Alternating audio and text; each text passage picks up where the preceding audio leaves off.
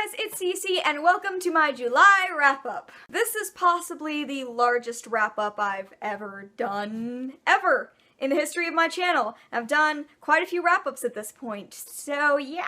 So I felt kind of rushed last month when I did my wrap-up. I felt like I didn't give the books I was talking about enough time because I was worried about keeping the video short, but I don't really want to do that. I want to be able to talk effectively about each of the books I've read, so I am going to leave a list of the books I read down below in orders. If you want to skip around a little bit, only see the books that you're interested in. Also, I read 7 books during Booktubeathon, and I talked a little bit about all of those in my Booktubeathon wrap-up, so you can go and look at that if you're more curious about those books. So, you want to hear the number? I read 15 things in July, which is very, very high number for me, and I believe that is 13 novels, I think, and then 2 graphic novels. So let's just get started. Jumping right in, the first thing that I read in July was Fangirl by Rowell. Yes, I finally decided it was time to read Fangirl. I've said in the past that I really don't like Eleanor and Park, which is why I've been hesitant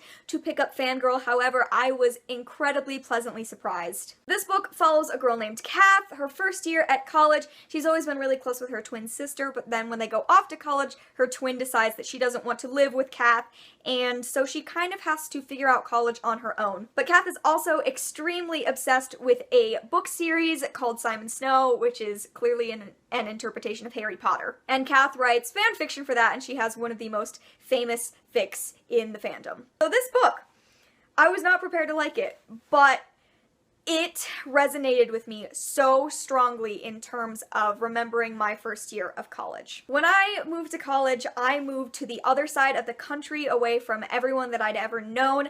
I had always been an incredibly introverted person, and it was difficult for me to move across the country and try to be thrust into a new situation. I was also at that time writing quite a bit of fan fiction, and I was very frightened of leaving my room and figuring out campus.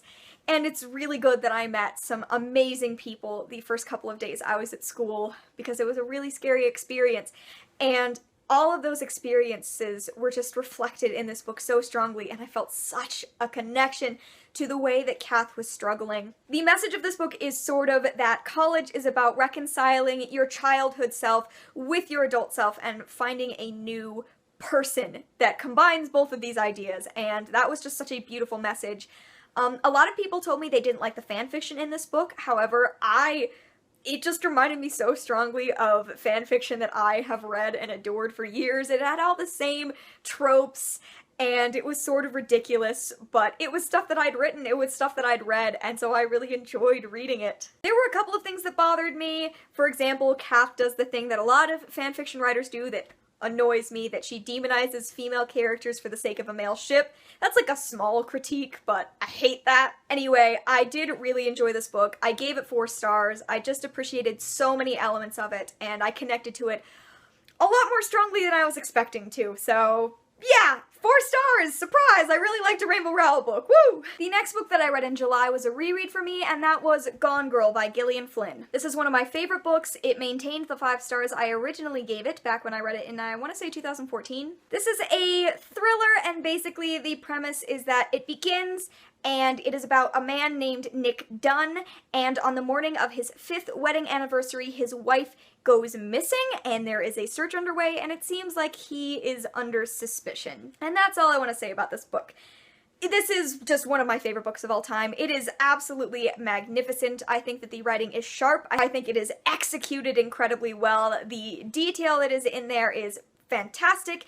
It has one of my favorite female characters of all time, just because I think that she is so utterly fascinating.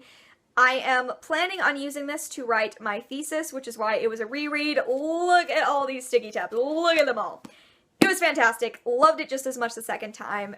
Definitely maintained 5 stars. Yes. And then I had another reread, and that was Percy Jackson and the Olympians, The Sea of Monsters by Riordan. And this is the second Percy Jackson and the Olympians book.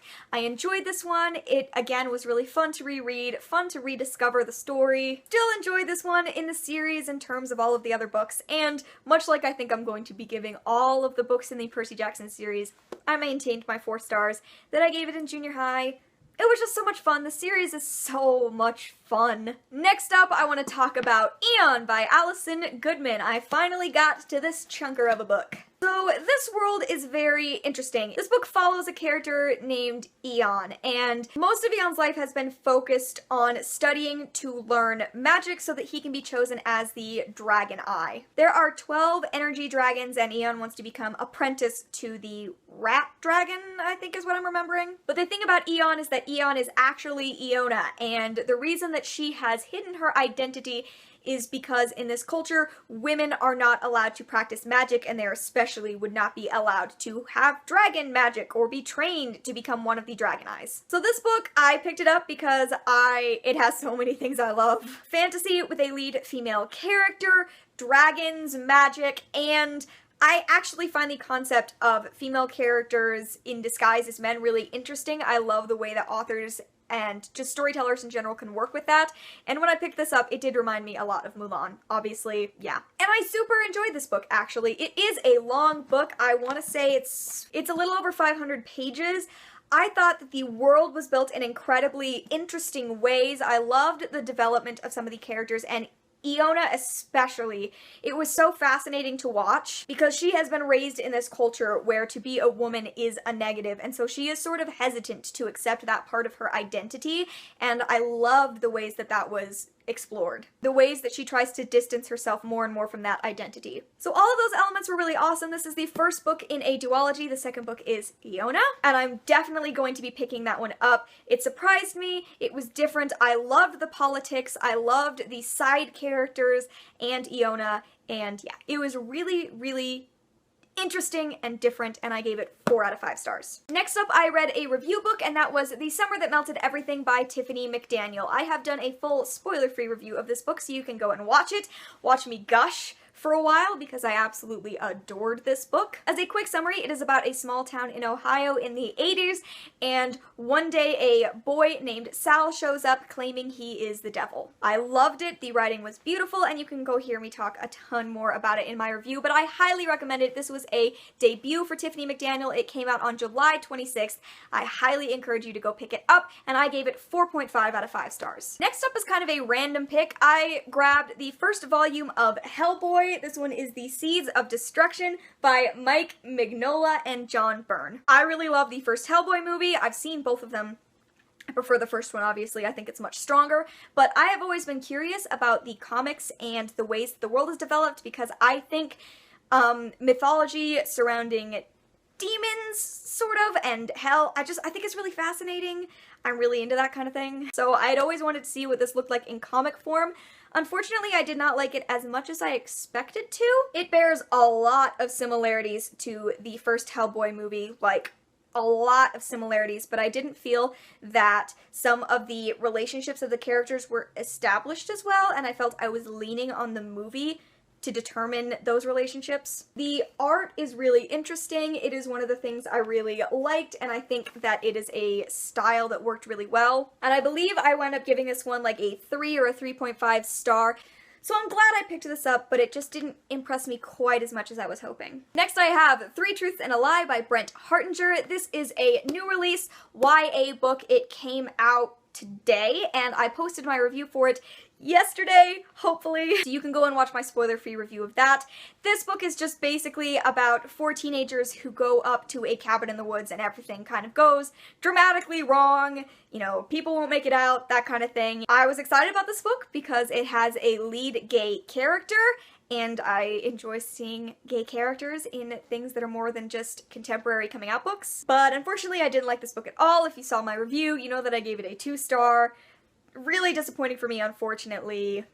Yeah, it's just plot twist, man. It was just not good. Now we are starting in on the 7 books that I read for Book Tubeathon. So first of all, we have Naomi and Eli's Nokiss List by Rachel Cohn and David Levithan. Basically, this is about 2 characters, Naomi and Eli. They have been best friends for years, and Eli is gay. So they have a no-kiss list of boys that neither of them are allowed to kiss in order to maintain their friendship. I also didn't like this book at all. I thought that the characters were awful people. I didn't like any of them besides Bruce 2. Bruce 2 is Naomi's boyfriend, and the sort of starting off point of this is that Eli kisses Bruce 2. even though he's Naomi's boyfriend. I thought Bruce too was fantastic. I thought he was just wonderful, and he was kind of the saving grace of this book, honestly, because I hated Naomi from beginning to end. She wrote in this weird way that there would be like emoticons in her writing that replaced words, and I was not about that, and we got perspectives from a lot of side characters that were fairly irrelevant to the storyline. And also, I mean, the plot of this book is that Naomi is in love with her gay best friend and refuses to acknowledge for a long time that they're just like not going to get together because Eli's gay. And that was really annoying. So I gave this book 2 stars. I just didn't really like anything about it besides Bruce too. Yeah, which is unfortunate because I love David Levithan. Then I read Overeasy by Mimi Pond. This is a graphic novel. It is a fictionalized memoir of the 1970s in California. This girl who is an art student, she has some pretty intense student loans, so she gets a job at a diner and just kind of learns about California culture and the drug culture at that time, and yeah, it created a very strong atmosphere, but ultimately I felt like I learned nothing. There wasn't a point. It just kind of ended randomly, and I didn't feel it was an ending. I think that this book could have been really interesting, but it just sort of stopped and started without reason. And so yeah, I gave it 3 stars because it just didn't impress me very much. Next up, I have Half Bad by Sally Green. This is the first book in the Half Bad trilogy. It is a trilogy about witches. It follows our lead character, Nathan. He is the illegitimate son of 2 witches, a white witch and then the most infamous black witch in the world. And so he is half bad, and that is very, very dangerous, and so the Council of Witches struggles to control him because they're worried he is going to choose his father's side and become a black witch, and black witches are not treated well. This book had an extremely strange method of storytelling that left me feeling very detached from the characters. I just felt like, even though, you know, this is a 400-page book, I felt like I didn't learn a ton about a lot of the characters, and it took a while to get started. However, the end was really strong, and I think that it could lead to future awesome things happening in the other 2 books, so I'm definitely going to be continuing forward. But I just felt like I didn't get to know Nathan very well in this book, so I would be curious about how that develops going forward.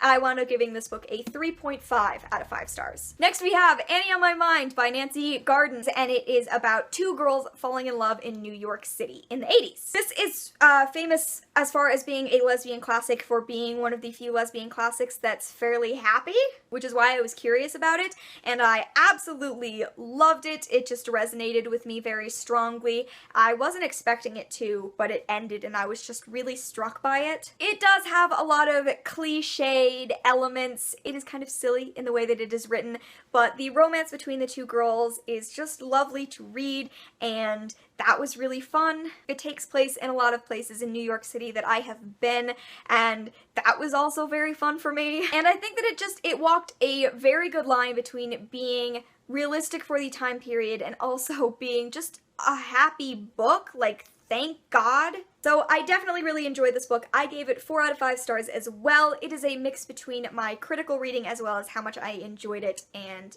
yeah, it's just a really fantastic book. Another reread, The Titan's Curse. This is the 3rd book in the Percy Jackson and the Olympians series by Rick Riordan.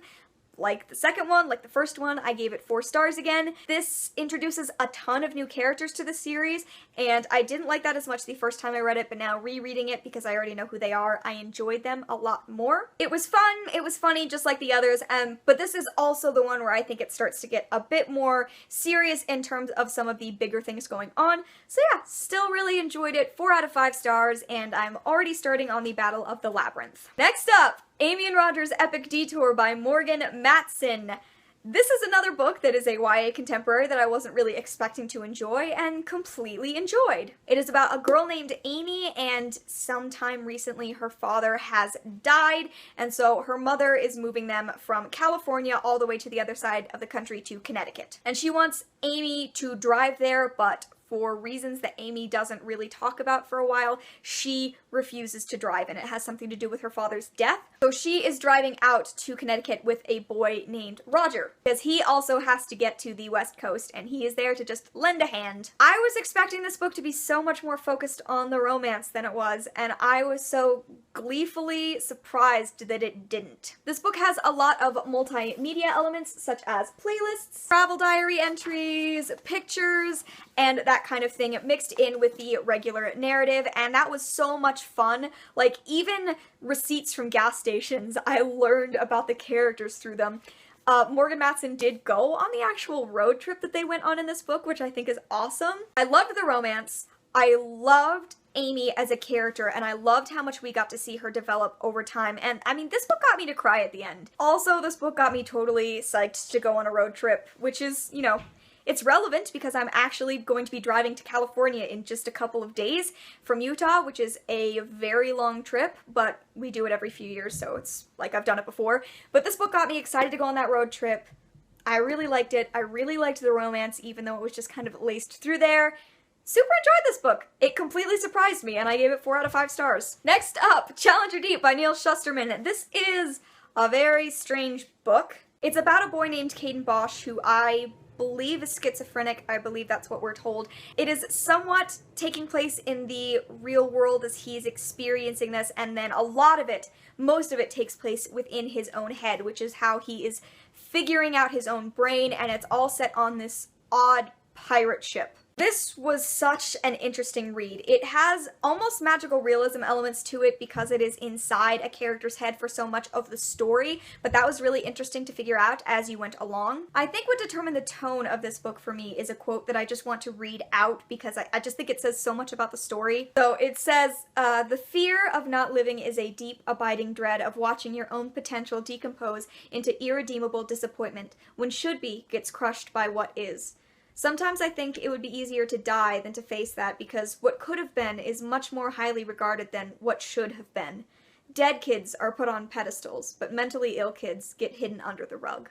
This was just a fascinating book. I think it was well written. I think it was a deeply emotional journey. It definitely impressed me, as all of Shusterman's writing does. It was a very, very strong piece of writing, and I gave it 4 out of 5 stars as well. And the last book that I read in July was Teeth by Hannah Moskowitz. This was a weird book, and I don't really know how to talk about it. It follows a lead character named Rudy, and he moves to this island with his family because it is this island that has magic fish, kind of, that cure people. Rudy's little brother, who is, I think, 5, has cystic fibrosis, and so they move to this island so that he can get access to the fish and that he will get better. And while he's there, there are only 2 other people that are around Rudy's age. One is a girl named Diana who lives nearby, and the other is a fish boy named Teeth. He's half fish, half human. Yeah, I told you this book was weird. I was motivated to pick up this book because the lead character, Rudy, is bisexual, and there is a growing relationship between him and Diana, and then eventually between him and Teeth. This book reminded me super strongly of a book that I read a couple of years ago called Saltfish Girl by Larissa Lay, which also, interestingly enough, was a queer book about mermaids that had magical realism elements. So, unsurprising that this book reminded me of that, probably. I think the story was just a bit too odd for me. Magical realism really isn't my genre at all. There were elements I really liked, but overall I think it was just a bit too strange for me. I think that this is the most curse word heavy YA book I've ever read, which is interesting, and I think that it's realistic, but I was a bit surprised because this book is very heavy on use of the F word, which I thought was interesting, and it was something I hadn't seen used that much before in YA. Also, I wish that they had focused a bit more on the relationship between Rudy and Teeth and made it slightly more explicit than it was, because it was clear that there was more to their relationship, but it was never nearly as explicit as his relationship with Diana. And I didn't need them to be identical, obviously. I don't need the character to prove his bisexuality to me, but I just wish it had been a little bit more clear, the relationship between him and Teeth. That was kind of my other issue with it. So yeah, very weird story. I think that you have to be in a very specific mood to read this. I think you really have to like magical realism to like this. And I wound up giving it 3 stars. Okay, that is it. I am finally through all of the books that I read in July. I hope that you have stuck around. I hope that you have appreciated the reviews of these books that I have given to you. In the comments below, let me know what some of your favorite books that you read in July were, and if you've read any of these, what you thought of them, and I will see you in another video very soon. Bye!